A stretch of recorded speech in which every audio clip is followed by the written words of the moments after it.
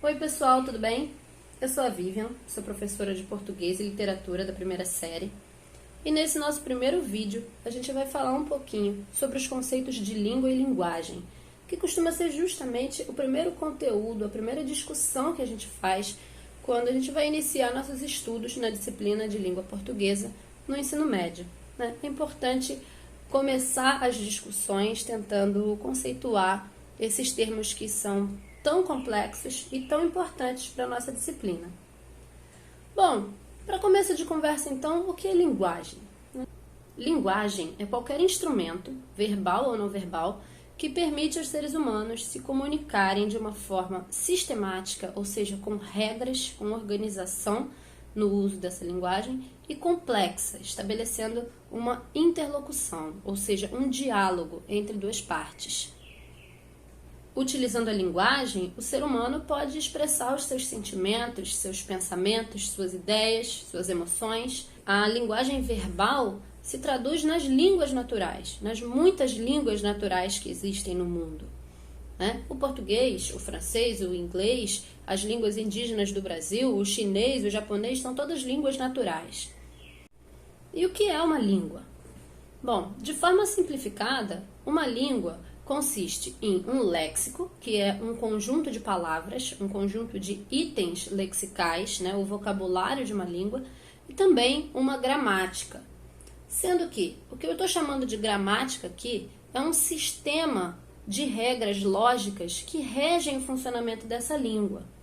Então, existe uma lógica por trás da forma como a gente junta as sílabas para formar as palavras, como a gente junta os verbos com os seus complementos, com os seus sujeitos para formar orações e junta as orações para formar períodos e assim sucessivamente. Essas regras lógicas de que eu estou falando são regras que nós vamos aprendendo naturalmente, intuitivamente, na fase de aquisição da linguagem, ou seja, quando nós somos crianças e estamos aprendendo com o uso, com o convívio diário, com a família, a entender o funcionamento dessa língua, que é a nossa língua materna. Então, essas regras são conhecidas por todos os falantes de uma língua, por todos os usuários, né, por toda a comunidade linguística que faz uso daquela língua. No caso nosso aqui, a língua portuguesa.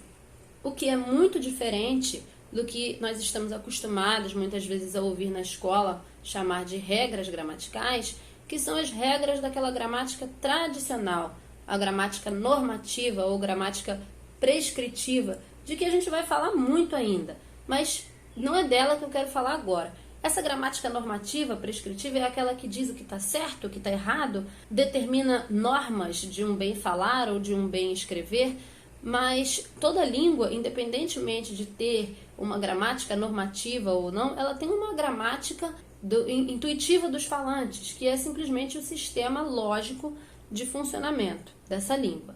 E aí, para a gente continuar falando de língua e linguagem, existem alguns termos, alguns conceitos que a gente precisa definir e principalmente distinguir. Vamos começar então pela distinção entre linguagem e código, que nem sempre é tão simples assim. Um código é qualquer sistema que permita a transmissão de informações de uma parte a outra. Esse código pode ser bastante simples, bastante rudimentar.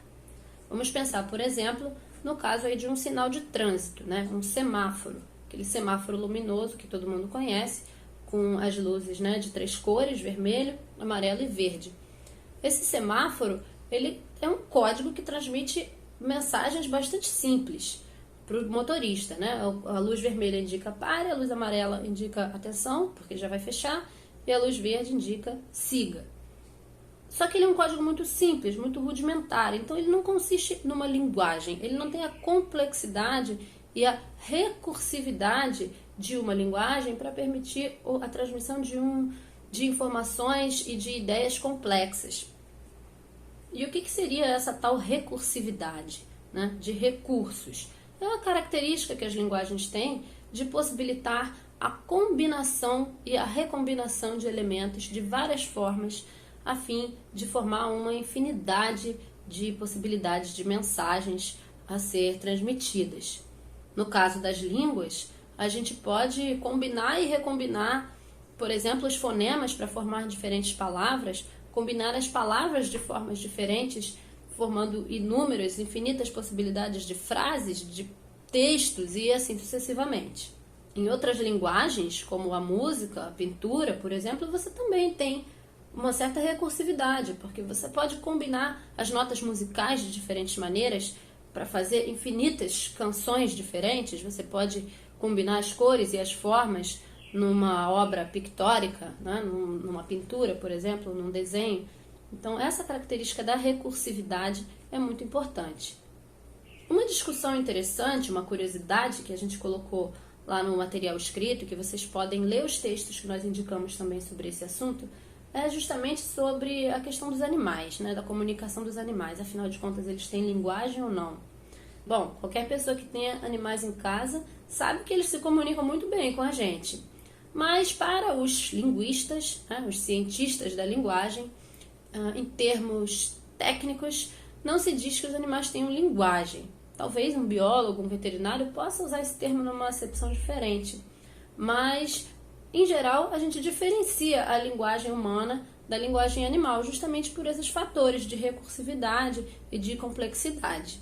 Outra distinção super importante que a gente precisa fazer é aquela entre linguagem verbal, linguagem não verbal e linguagem mista, que a gente já começou a falar aqui um pouquinho.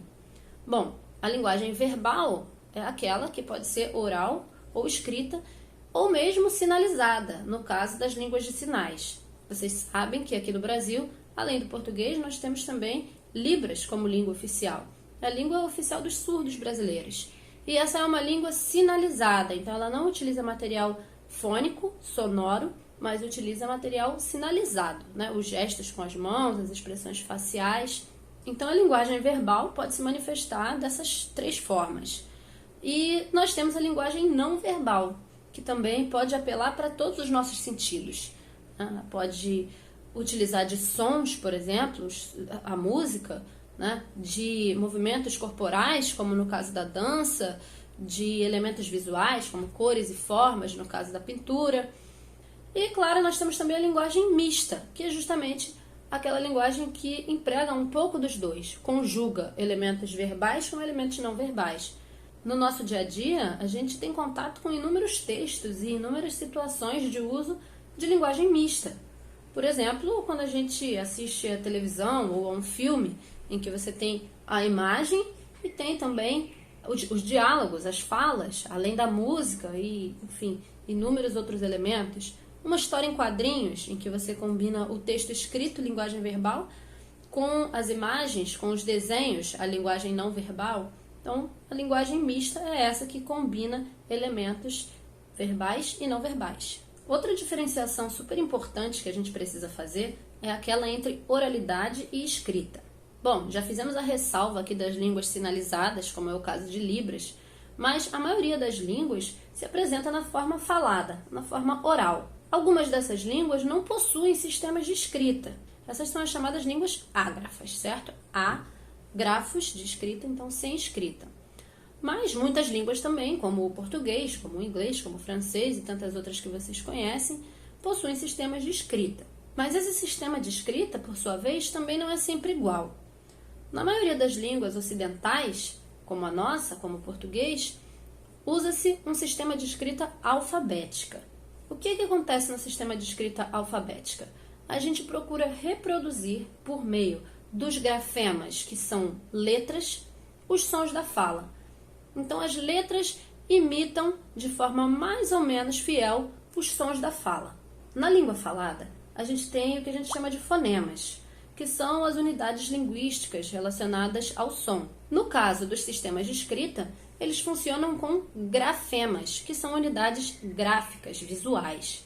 A maioria das línguas que a gente conhece aqui no Ocidente são línguas que possuem sistemas de escrita alfabética. A escrita do português funciona a partir de um alfabeto, que é o alfabeto latino. E essa escrita alfabética busca reproduzir de maneira mais ou menos fiel os sons da fala.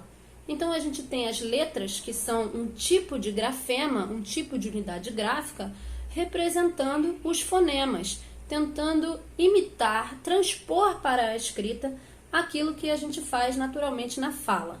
Mas essa não é a única forma de escrever. Existem muitas línguas orientais principalmente, como o japonês, o mandarim, que funcionam com um sistema de escrita ideográfica.